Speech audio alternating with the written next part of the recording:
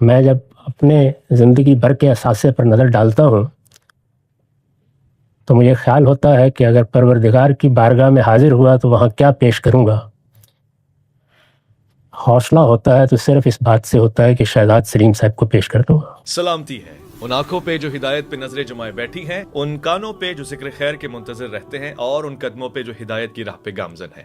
اور وہ موقع آ گیا ہے کہ جس میں ہم سب کی خوش قسمتی ہے کہ ہمارے درمیان ہمارے استاد جناب استاد مکرم جاوید احمد غامدی صاحب تشریف فرما ہیں۔ غامدی صاحب کی بھی ایک شخصیت ہے، ایک تاریخ ہے، ایک مزاج ہے۔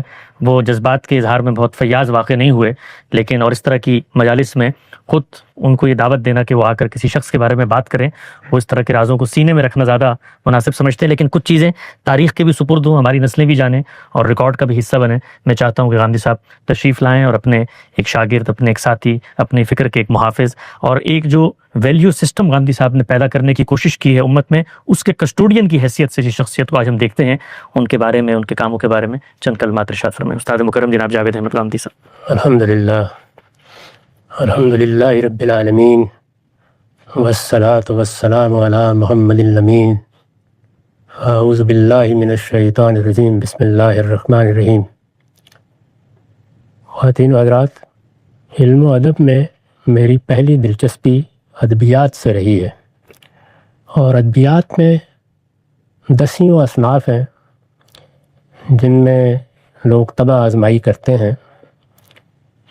مجھے بھی کچھ سننے، پڑھنے اور پھر نظم و نثر میں اپنے خیالات کو اظہار کرنے کا موقع ملتا رہا ہے، اور میں نے بھی ان میں سے بعض اصناف میں اپنے خیالات کا اظہار کیا ہے، لیکن جو دو اصناف کبھی میرے قریب نہیں پھٹک سکیں، ان میں ایک قصیدہ ہے اور دوسرے حجو۔ میں طبعاً مد و تعریف کا آدمی بھی نہیں ہوں، اور مجھے عیب چینی کا فن بھی کبھی نہیں آ سکا۔ تاہم 50 سال کی پبلک زندگی میں میں بہت سی ایسی مجالس میں شریک ہوا ہوں جس میں لوگ اپنے رفقاء کے بارے میں، اپنے اساتذہ کے بارے میں، اپنے اکابر کے بارے میں اسی نوعیت کی گفتگویں کرتے ہیں جیسی میں نے آج سنی ہے۔ یہ پہلی مرتبہ ہے کہ جب بھی اس نوعیت کی کوئی گفتگو سنی، بالعموم اٹھتے ہوئے یہ خیال ہوا کہ انجمن ستائش باہمی تھی، لیکن میں آج یہ محسوس کرتا ہوں کہ جس شخصیت کے بارے میں یہاں اظہار خیال کیا ہے، اتنے کچھ اظہار خیال کے بعد بھی بہت کم رہا۔ یہ حقیقت ہے کہ جس پہلو سے بھی ڈاکٹر شہزاد سلیم صاحب کی شخصیت کو آپ دیکھیں گے تو اب کچھ مزید کہنے کی بجائے میں اتنا ہی اور چند لفظوں میں یہ بات بیان کرنا پسند کروں گا کہ نظم و نثر میں جو کچھ ہمارے رفقاء نے کہہ دیا ہے، اس کو اگر آپ اس سے دوگنا تگنا بھی کر لیں تو شاید کم ہی رہے گا۔ جو خدمات انہوں نے اس فکر کی انجام دی ہیں وہ بھی بڑی غیر معمولی ہیں۔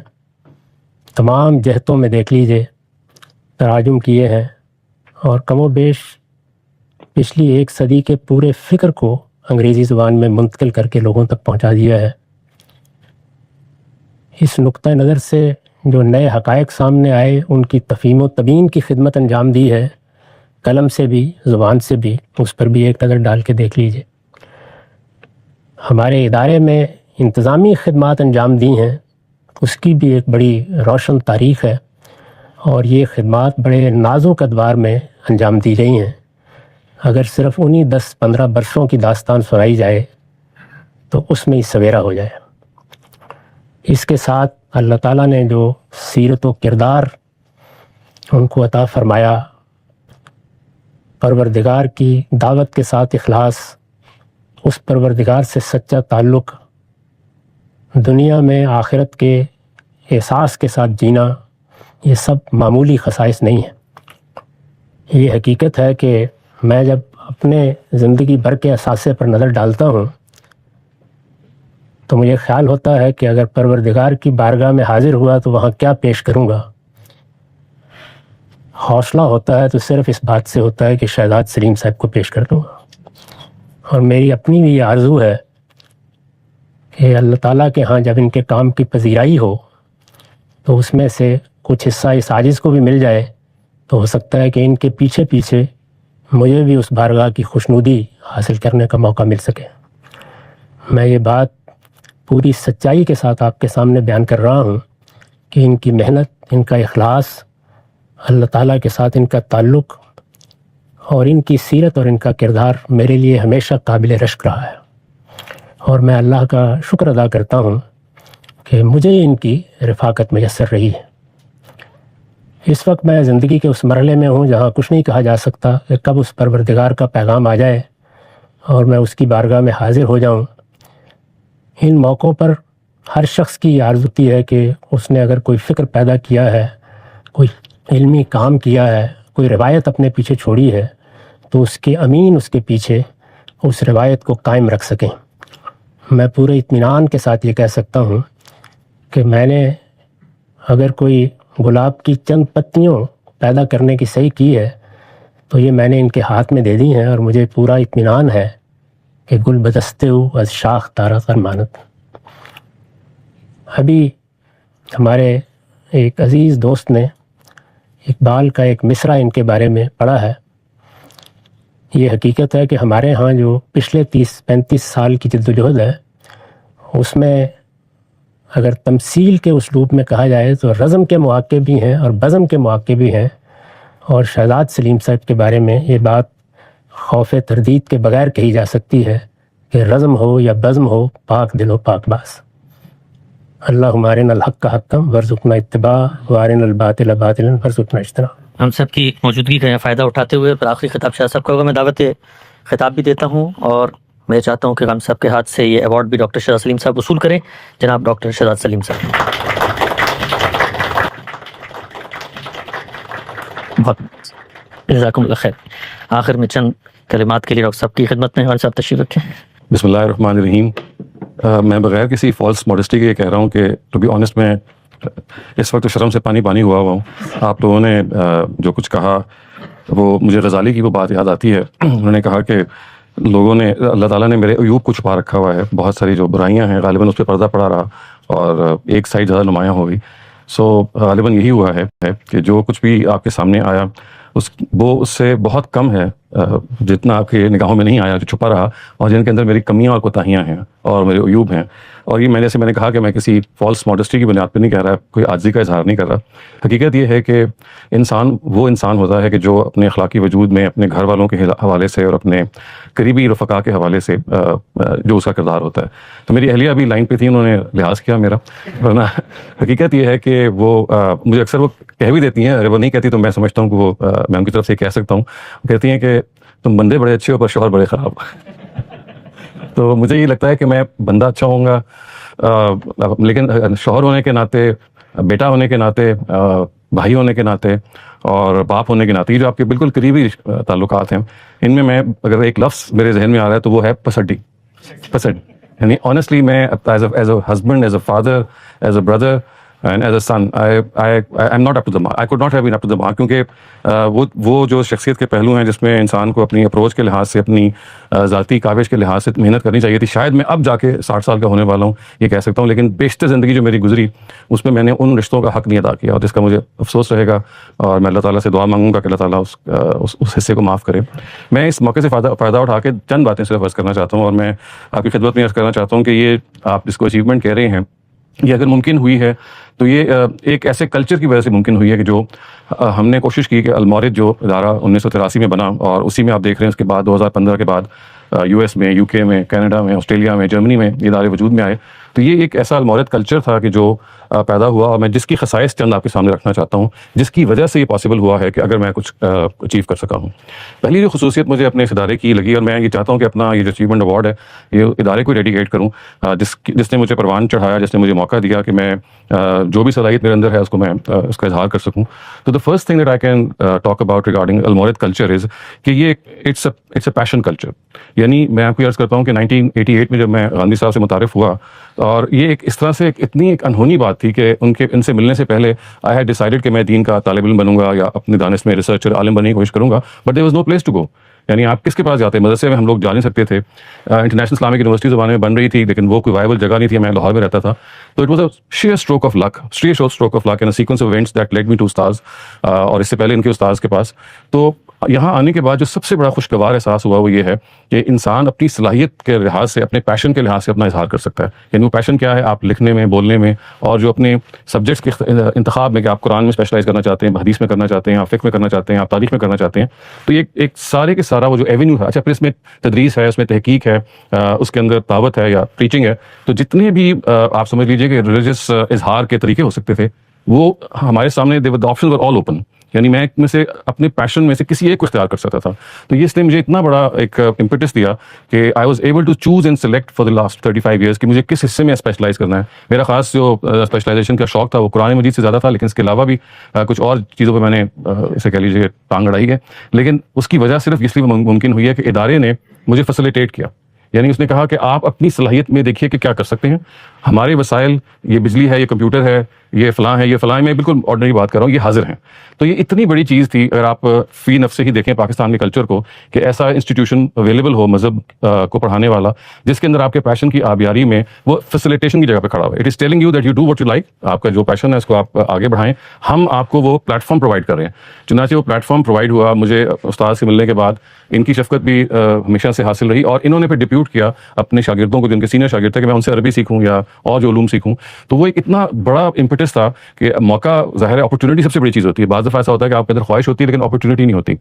اور یہ پیشن اور یہ اپرچونٹی میرے خیال ہے ہمارے ادارے کا ایک ہال مارک ہے کہ اس نے ہر ایک کو پرووائڈ کیا ہوا ہے. یعنی ہمارے جتنے بھی رفیق ہیں یہاں بہت سارے بیٹھے ہوئے ہیں، آن لائن شاید موجود ہوں گے، ان کو یہ محسوس ہوا کہ جس فیلڈ میں وہ آگے بڑھ سکتے ہیں، جس فیلڈ میں وہ خدمت کر سکتے ہیں، چاہے وہ تدریس ہے، چاہے وہ تعلیم ہے، چاہے وہ تحقیق ہے، اور چاہے وہ تحریر ہے، وہ ان کے لیے رستہ کھلا ہے. اور ادارہ اپنے آپ کو ایک سپورٹ کی جگہ پہ کھڑا کیے ہوئے. تو آئی تھنک اتنی بڑی یہ چیز تھی کہ اس نے ایک غیر معمولی کردار ادا کیا. اور دس از ناٹ کہ ایک فرد کے لیے، میرا خیال ہے کہ جتنے بھی یہاں پہ بہت سارے لوگ ہیں بلا خوف تردید، وہ سارے کے سارے ان کی جو آپ کے سامنے میرا خیال ہے انشاءاللہ ان کا کام آتا رہے گا، ان کو یہ سعادت حاصل رہی ہے کہ وہ اپنے پیشن کے لحاظ سے اپنے آپ کو اظہار کر سکیں. دوسری چیز جو مجھے اس ادارے سے بہت غیر معمولی طور پہ ملی اور آج بھی مل رہی ہے، وہ یہ ہے کہ دیکھیے دنیا میں جو اصل چیز ہے وہ انسان کا اپنا ذاتی اخلاق اور کردار ہے. اور اگر وہاں پہ کمی رہ جاتی ہے تو دین کا جو علم ہے وہ اس کو کمپنسیٹ نہیں کر سکتا. آپ کو شروع کرنا ہے as a good human being, آپ کو ایک اچھا انسان بننا ہے، اس انسانیت کو آپ نے اجاگر کرنا ہے، اس انسان ہونے کے ناطے اپنے آپ کو آپ نے آگے بڑھانا ہے. علم تو وہ چیز ہے جو محنت سے حاصل ہو سکتی ہے اور آپ کو مل جاتی ہے، لیکن اپنے میں نے استاد سے، جن کا میں ہمیشہ سے مرہون منت رہوں گا، کہ انہوں نے یہ بہت تفصیل سے اور بہت سارے مواقع پہ، چاہے وہ پبلک ہوں چاہے پرائیویٹ ہوں، اس چیز کو ہمارے اندر ہیمر کیا کہ اصل چیز وہ انسان ہے، اصل چیز وہ کردار ہے، اصل چیز وہ اخلاق ہے جس کو آپ نے اپنے اندر پیدا کرنا ہے. تو میں اس کو یہ کہتا ہوں ایک مورل کلچر، جیسے وہ پیشن کلچر تھا تو ایک مورل کلچر ہے جو میں نے اس ادارے سے پایا کہ اپنی تعمیر کیجیے، and don't look outside, look within. آپ جیسے سوکریٹیز نے کہا نا کہ نو تھائی سیلف، اپنے پوٹینشیل کو پہچانیں، اپنے اندر کے انسان کو درست کریں، اور اگر آگے بڑھنا ہے تو اس کا ایک ہی طریقہ ہے، وہ ہے سیلف کرٹیسزم. آپ اپنے پہ تنقید کر کے اپنے آپ کو بہتر کیجیے، آگے بڑھائیے، قرآن مجید سے گہرا تعلق قائم کیجیے، اور دوسروں کی فکر آپ چھوڑ دیں. فکر اس لحاظ سے تو ہوتی ہے کہ لوگ کیا کریں، لیکن اصلاً اپنی فکر کیجیے. جو جیسے قرآن نے کہا نا کہ علیکم بانفسکم، آپ اپنی فکر کیجیے، اور اس میں جو آپ کا جو سمجھے مشعل راہ ہے خود قرآن مجید ہے. اور اکثر میں نے استاد سے بھی یہ اشعار سنے اقبال کے، اور مجھے بہت اچھے لگتے ہیں، میں چاہتا ہوں آپ کے سامنے پیش بھی کروں، کیونکہ وہ قرآن مجید ہے کہ جو آپ کی اس تربیت کا باعث بنتا ہے. تو اقبال یہ کہتے ہیں کہ کشتن ابلیس کار مشکل است، کشتن ابلیس کار مشکل است ازاں کے او گم اندر اوما کے دل است. یعنی ابلیس کو زیر کرنا بہت مشکل کام ہے، اس لیے کہ وہ آپ کے اندر سرایت کیے ہوئے خون کی طرح بہہ رہا ہے. خوش طرح باشد مسلمانش کنی، بہتر یہ ہے کہ اس کو مسلمان کر لو، ابلیس کو مسلمان کرو. کشتہ شمشیر قرآنش کنی، اور یہ ایسے ہو سکتا ہے کہ اس کو قرآن کی شمشیر سے زیر کر لو. قرآن سے کی شمشیر سے زیر کرو گے تو ابلیس کو آپ قابو پا لیں گے. تو یہ وہ چیز ہے جو میں نے المورد کلچر سے سیکھی، کہ اتنے سال وہاں گزارے کہ وہاں علم کے ساتھ ساتھ اخلاق کو، کردار کو، اور آگے بڑھنے کو اس میدان میں، جیسے قرآن نے بھی کہا ہے نا کہ وفی ذالک فلیتنافس المتنافسون، آگے بڑھنے کا اگر میدان ہے تو وہ یہ تقوی کا میدان ہے، وہ اخلاق کا میدان ہے، وہ کردار کا میدان ہے. اس میں اگر ہم آگے بڑھیں گے تو اللہ تعالیٰ بھی اس میں مدد کرتے ہیں. استاد سے میں نے یہ بھی سیکھا کہ آپ کا اگر ظرف اچھا ہوگا، آپ کا جو جس میں آپ کا ویسل ہے وہ پیور ہوگی، تو اللہ تعالیٰ اس میں علم انڈیل دیتے ہیں. کبھی ایسا نہیں ہوتا اللہ تعالیٰ کہ ایسے ویسل میں اپنا علم انڈیلے کہ جو اللہ تعالیٰ کے لحاظ سے پیور نہ ہو. تو ہمیں اپنے آپ کو اس علم کا اہل بنانے کے لیے we have to purify our cells, we have to cleanse our cells. So یہ دوسری چیز ہے جو میں نے المورد کلچر سے سیکھی. تیسری چیز جو المورد کلچر کو میں کہوں گا، وہ میں کہوں گا ڈائلاگ کلچر ہے. یعنی ایک ایسا کلچر اس دنیا میں ناپید کلچر ہے، مذہبی اداروں میں خاص طور سے. مذہبی اداروں میں ڈائلاگ آلموسٹ نان ایگزسٹنٹ ہوتا ہے. وہاں پہ اصل میں ایک تقلید کا کلچر ہوتا ہے، وہاں پہ آپ نے بلائنڈلی فالو کرنا ہوتا ہے. تو آپ لوگ جنہوں نے شاید اب المورد یو ایس سے وابستہ ہوئے ہیں، آپ کے لیے ایک نارمل سی چیز ہو، لیکن اگر آپ کو پیچھے لے جاؤں اور ابھی بھی میں آپ کو بتاؤں کہ جہاں مذہبی ہمارے ہاں جو ادارے ہیں وہاں پہ دیر از نو ڈائلاگ. ہر جگہ پہ ایک یبوست، ہر جگہ پہ ایک بلائنڈ فالوئنگ، ہر جگہ پہ یوں سمجھ لیجیے کہ جو بھی ادارے کا ہیڈ ہے اس کو آپ نے بس اس کی ہاں میں ہاں ملانی ہے. تو یہ میں آپ کو بتاؤں کہ ہم لوگ کیونکہ ماڈرن ایجوکیٹڈ رہے ہیں، میں انجینئرنگ یونیورسٹی میں پڑھتا رہا ہوں، میرے ساتھ اور لوگوں کا بھی نام لیا گیا، وہ باہر سے پڑھ کے آئے ہیں. اگر ہمیں ذرا سا بھی یہ احساس ہوتا پہلے دن کہ ہم نے کسی کو فالو کرنا ہے اور ان کی ہاں میں ہاں ملانی ہے، تو آپ یقین کریں کہ ہم نیکسٹ ڈے بھاگ چکے ہوتے. اگر کسی چیز نے ہمیں روکا المورد میں تو وہ یہ تھا کہ وہاں پہ دلیل کی بنیاد پہ بات ہوتی ہے، ریزننگ کی بنیاد پہ بات ہوتی ہے. ریزننگ کی بنیاد پہ ہم استاد سے اتفاق بھی کرتے ہیں اور اوپنلی اختلاف کرتے ہیں. ابھی بھی بہت سارے لوگ ہیں آپ کے علم میں بھی آتے ہوں گے کہ جو بہت ساری باتوں سے نہیں اتفاق کرتے. اس کی وجہ یہ ہے کہ ان کا خیال ہے کہ ان کی ریزننگ جو ہے وہ زیادہ اسٹرانگ ہے. تو یہ جو ڈائلاگ کلچر ہے اس کا یہ آئی وڈ سے ایک نیچرل آؤٹ کم ہے کہ ایک ریزننگ کلچر وجود میں آیا کہ استدلال سے بات کریں، استدلال سے اختلاف کریں اور اس کو کوئی بڑی چیز نہ سمجھیں. دنیا میں اتفاق اور اختلاف بہت معمولی چیز ہے. اس سے زیادہ بڑی چیز کیا ہے؟ وہ اختلاف کے آداب ہیں. دوسرے آدمی کو لیوریج دیں کہ وہ بھی ٹھیک ہو سکتا ہے اور اپنے آپ کو جگہ پہ رکھیں کہ میں بھی غلط ہو سکتا ہوں.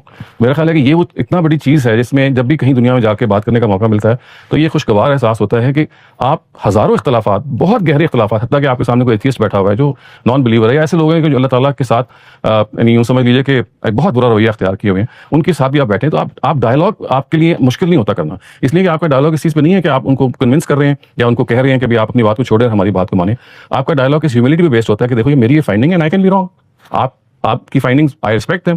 ابھی ہم کل رات ہی ایک خاتون نے سوال کیا کسی مسئلے پہ، وہ شیعہ سنی کا تعلق تھا، تو انہوں نے بہت شدت سے کہا کہ بھئی یہ تو ایسے ہے. میں نے کہا بالکل ٹھیک ہے، میں آپ کی بات کو ریسپیکٹ کرتا ہوں اور آپ کوئی حق حاصل ہے کہ آپ یہ رائے رکھیں. تو یہ چوتھی چیز جو میں نے یہاں سے سیکھی کہ یہ جو اختلاف رائے اور اختلاف رائے کے جو آداب ہیں یہ انسان کی شخصیت کی تعمیر کرتے ہیں، انسان کی شخصیت میں ٹالرنس پیدا کرتے ہیں اور آپ ہر مجلس سے اپنی بات کر سکتے ہیں. اس لیے کہ آپ کا مقصد دوسرے کو کنونس کرنا ہے ہی نہیں. مقصد یہ ہے ہی نہیں کہ آپ نے دوسرے کو اپنے تک لے کے آنا ہے. نہیں، آپ کا مقصد صرف ایک ہے اور وہ یہ ہے کہ اپنی بات کو پیش کرنا ہے اور اس بات کے اندر اگر کوئی خامی ہے تو اس کو گوارا کرنا ہے. اس میں جو آخری چیز ہے جو المورد کلچر سے میں نے سیکھی وہ ہے کرٹیک کلچر، میں کہتا ہوں اس کو. یعنی یہ بات کہ ہم جب دنیا میں آگے بڑھتے ہیں تو یہ تو نہیں ہو سکتا کہ سب لوگ ہم سے اتفاق کریں، بلکہ ہمارے کیس میں تو زیادہ تر اختلافی ہوتا ہے. تو اپنے پہ تنقید کو کبھی معمولی نہ جانیں.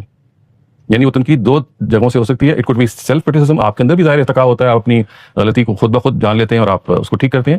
ایک یہ ہوتا ہے کہ معاشرہ آپ پہ تنقید کر رہا ہوتا ہے، تو وہ ایک بڑی قیمتی چیز ہوتی ہے. تو استاد نے ہمیں ہمیشہ اس کی تعلیم دی اور کوشش ہم یہ کرتے ہیں کہ رسالہ ہو یا سوشل میڈیا ہو یا ٹی وی ہو یا جتنے بھی اور ہمارے ذرائع ہیں، اگر کسی موقع پہ کوئی بھی ہمارے فکر پہ تنقید ہے تو سب سے پہلے اس کو پڑھا جائے. اور اس میں کوتاہی بھی ہو جاتی ہے اور کیونکہ استاد ہمارے بہت حساس ہیں، پوچھتے ہیں کہ آپ نے وہاں چیز پڑھی ہے ہمارے خلاف وہ تنقید چھپی ہے، آپ نے اس کو دیکھا ہے؟ تو بعض دفعہ جتنی تیزی کے ساتھ وہ دیکھ لیتے ہیں، ہم نہیں دیکھ پاتے، تو پھر ہم مطلب کوشش کرتے ہیں کہ ان سے ملنے سے پہلے اگر کوئی تنقید آج کوئی چھپی ہے تو اس کو پڑھ کے ان کے پاس ان سے بات کی جائے، کیونکہ ہی آس کاس کے فلاں نے کیا کہا ہے، تمہارے پاس فلاں کا کیا جواب ہے. تو یہ ایک اتنی اچھی چیز ہے کہ یہ ایک سیلف ریویو میں انسان کو ڈال دیتی ہے اور آپ کو اس ابرام سے ختم کر دیتی ہے کہ میں بڑی کوئی چیز ہوں. نہیں، دنیا میں بڑے بڑے برینز ہیں، you are not the last one, you not the first one. آپ ایک ایسی جگہ پہ کھڑے ہو جائیں کہ جیسے ابھی حسن نے کہا کہ آپ سچائی کی تلاش کرنے والے ہیں، you are seeker of the truth. تو آپ کو کہیں بھی مل سکتی ہے، وہ آپ کو ایک چھوٹے بچے سے مل سکتی ہے، کوئی ایسی وہ بات کر سکتا ہے جو it can strike a chord in you and you realise کہ ہاں میرے سے غلطی ہو رہی ہے. تو وہ وہی چیز ہے جس کو اس کو اگر پورے کے پورے عنوان ان پانچوں چیزوں کو اگر آپ ایک نام دے سکیں تو وہ ٹروتھ کلچر یا ٹو سیک دا ٹروتھ. یعنی ایک ایسی وائج ہے، ایک ایسی جرنی ہے کہ آپ نے سچ کی تلاش میں خوب سے خوب تر تک جانا ہے. ترک و قبول کی ایک داستان ہے. کچھ چیزوں کو آپ جانیں گے اور کچھ چیزوں کو آپ دوبارہ سے چھوڑ دیں گے اور پھر آگے جائیں گے. تو آئی تھنک یہ اتنی بڑی امپیٹس تھا جو میں نے سیکھا اس ادارے سے. اور میرا خیال ہے میں تنہا نہیں ہوں، جتنے بھی میرے اور دوست ہیں انہوں نے اس کا کردار ادا کیا. ایک میں البتہ ایک شخص کا ذکر ضرور کرنا چاہوں گا. ابھی ذکر ہوا تھا کہ المورد جب 1983 میں یہ شروع کیا گیا، استاد صاحب شروع کیا، تو 1983 سے غالباً 1986 تک تو یہ ایک تسلسل سے چلا ہے. 1986 میں یہ پھر ابینس پہ چلا گیا تھا، بیکاز کچھ وسائل کا معاملہ تھا، کچھ اس طرح کی چیزیں تھیں. ہوا یہ کہ ہم لوگوں نے جوائن کیا 1988 میں، میرے ساتھ 2-3-4 اور بھی لوگ تھے. تو ادارہ کی جو ریوائیو کیا گیا ہے 1991 میں، اور وہ ایک شخص تھے جن کی وجہ سے وہ ریوائول ہوا. ان کا نام الطاف محمود صاحب، مرحوم 3 سال یا 4 سال پہلے، بلکہ کووڈ ہی میں ان کا انتقال ہوا 2021 میں.